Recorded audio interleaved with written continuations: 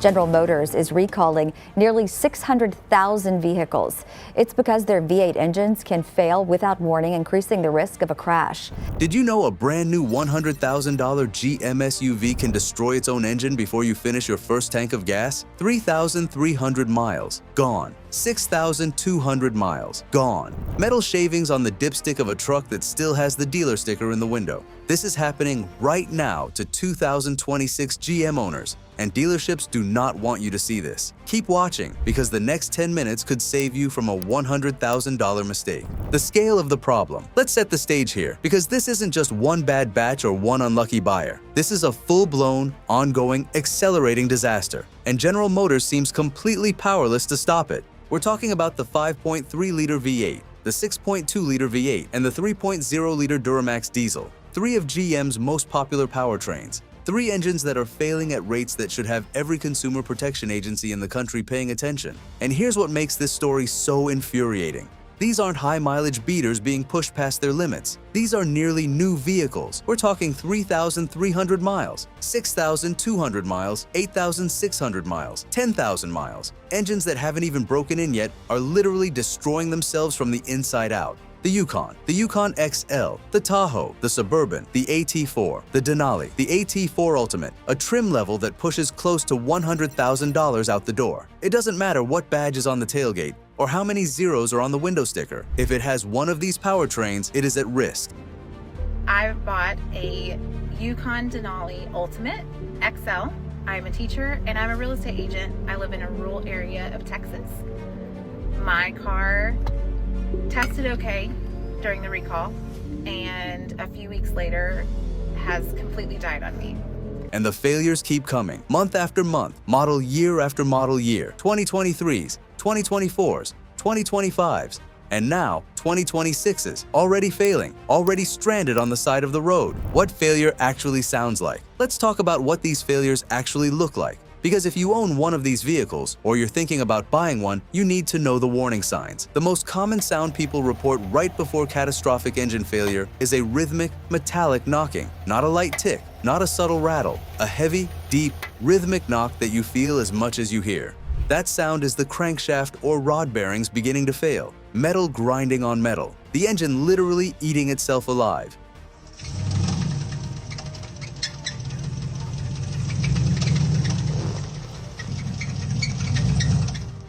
One owner described it perfectly. She was driving her 2023 GM SUV with just 30,000 miles on it when she heard that sound, that rhythmic, painful, metallic scraping. And within a short time, the engine was gone. 30,000 miles. That's it. That's all she got. Another owner was driving her 6.2-liter when she noticed a tick.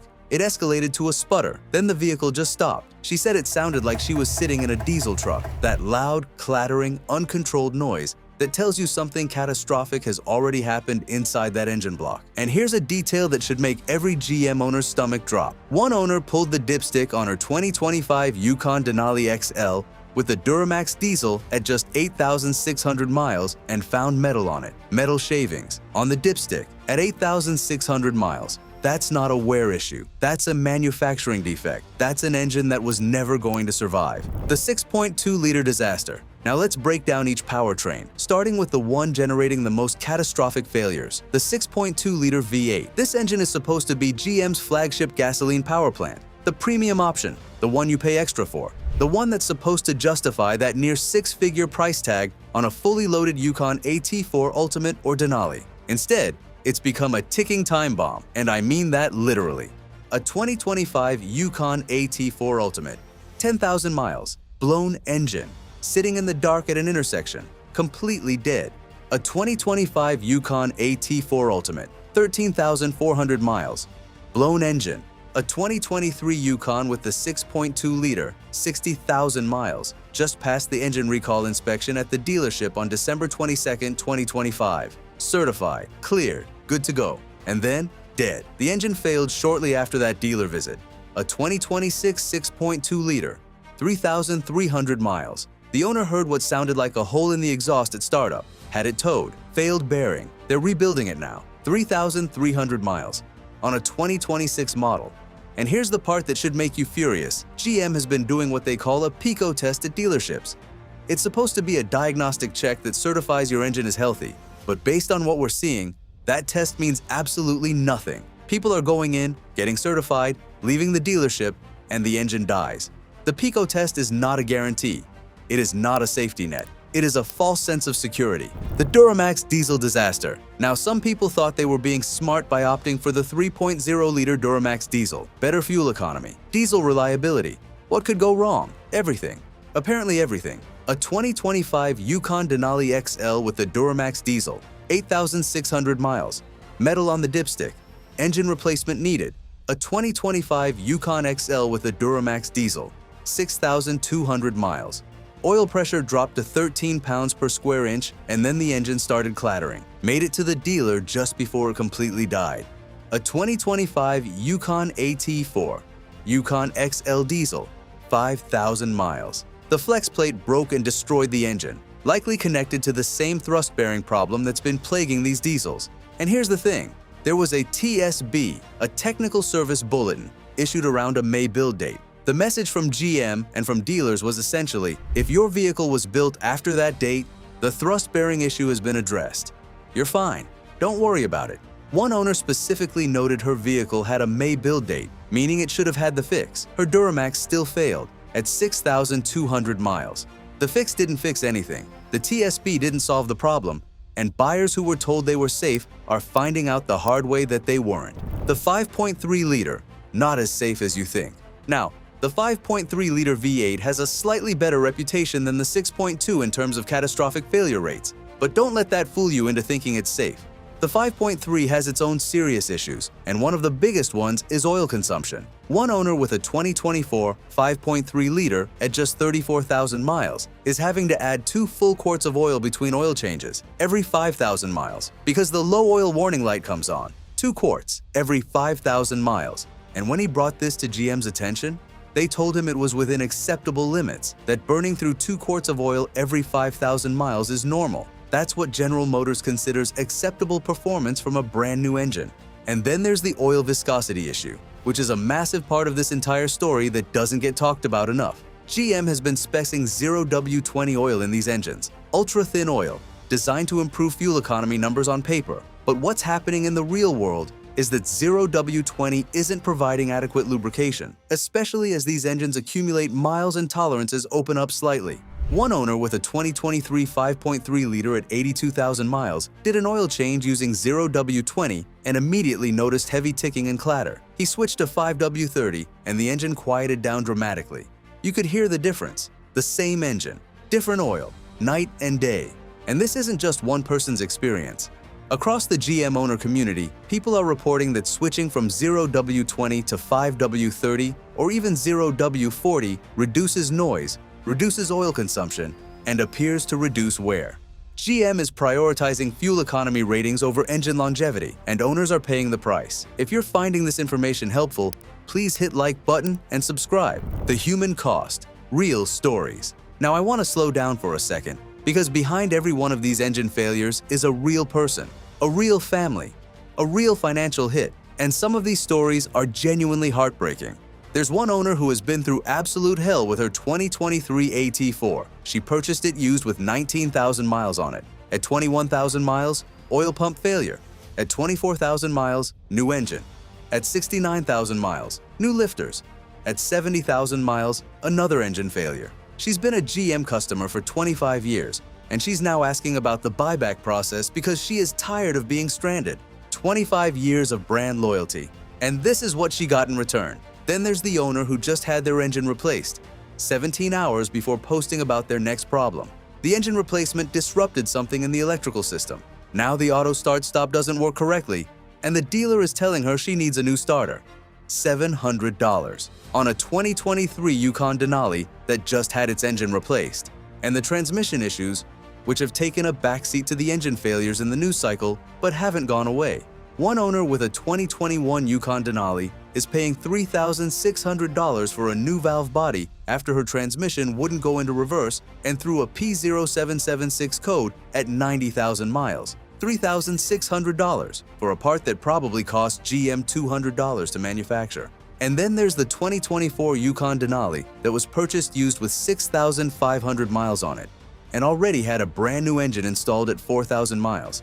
Someone bought a used Yukon Denali and didn't even know they were buying a vehicle that had already destroyed its first engine before it hit 5,000 miles. This is the used market reality that buyers need to understand.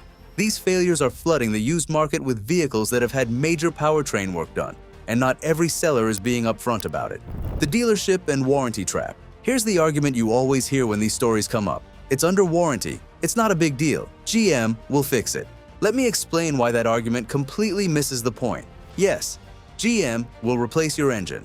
Eventually, after you've been stranded on the side of the road, after you've had your vehicle towed, after you've spent days or weeks without transportation, after the replacement engine has been installed, potentially disrupting other systems in your vehicle, after you've dealt with the stress, the inconvenience, the lost time, and the anxiety of wondering when the next failure is coming. And then, the replacement engine might fail too.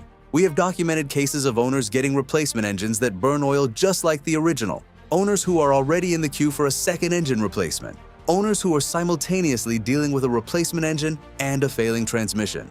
The warranty doesn't make you whole. It doesn't compensate you for your time. It doesn't guarantee the replacement engine is any better than the one that just failed, and it doesn't last forever, meaning every mile you drive on that replacement engine is a mile closer to being out of warranty coverage when the next failure hits. And GM knows this.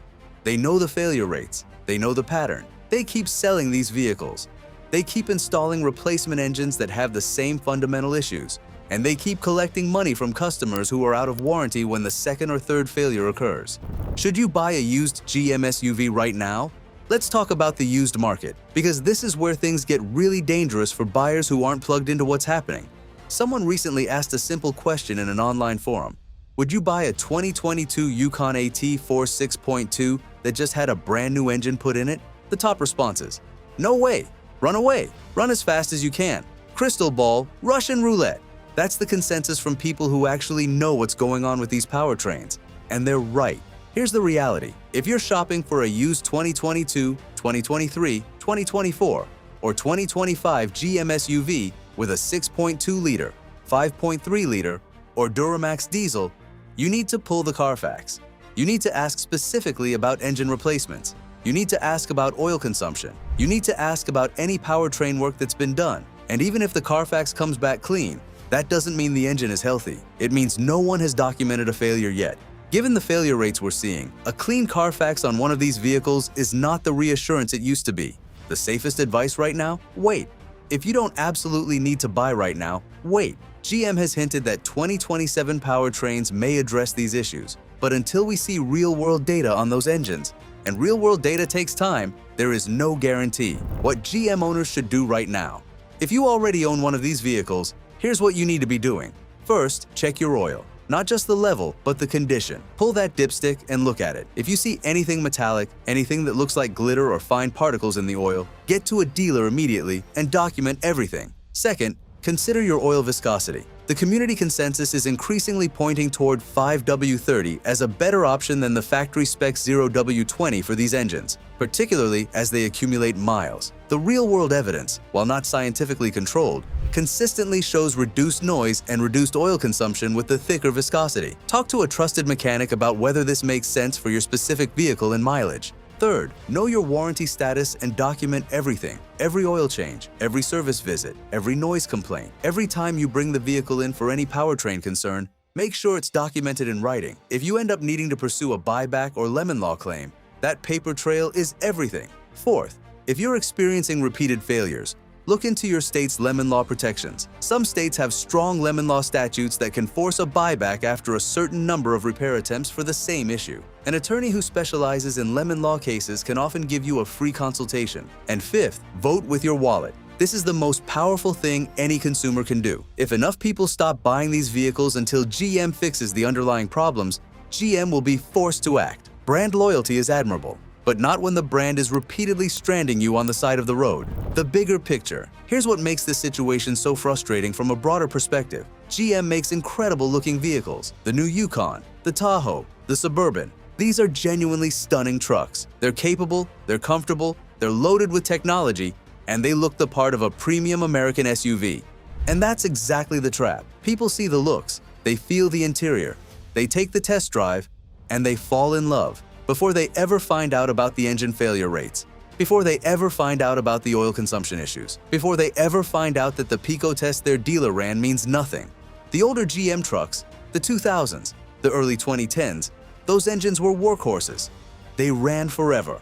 People drove them to 200,000, 300,000 miles with basic maintenance. That reputation is what GM is still selling on. That reputation is what keeps people walking into showrooms and signing on the dotted line. But the 2022 and newer generation of these powertrains is a completely different story. And until GM either acknowledges the full scope of the problem or delivers a genuinely fixed powertrain, the risk is real, it's documented, and it's growing. The next 2 to 3 years are going to be defined by a wave of out-of-warranty failures from the massive number of these vehicles that were sold during the peak years. And when those warranties expire, the financial hit falls entirely on the owners. Bottom line, 2026 GM SUVs are already losing engines. The 6.2, the 5.3, the Duramax, failing before 4,000 miles.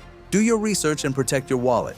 Now drop a comment below. Have you had engine failures, oil consumption issues, or a dealer that gave you the runaround? Your story could save someone else from a $100,000 nightmare. And if you enjoyed the video, smash that like button and subscribe for more auto content. Thanks for watching and see you in the next video.